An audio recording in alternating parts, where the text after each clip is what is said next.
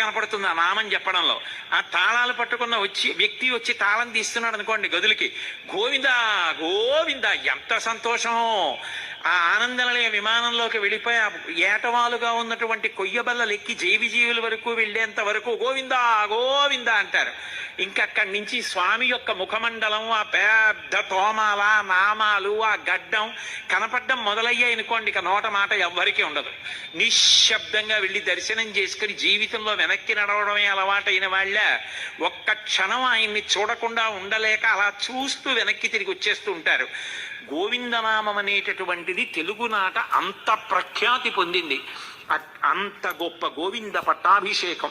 గోవింద పట్టాభిషేకాన్ని వింటే ఎక్కడ ఆ పట్టాభిషేకం విన్నారో ఆ పట్టాభిషేకం ప్రభువులకు సంబంధించింది కాబట్టి రాజ్య పరిపాలకులకు, పాలితులకు, రాజ్యములో పరిపాలింపబడుతున్న వాళ్ళకి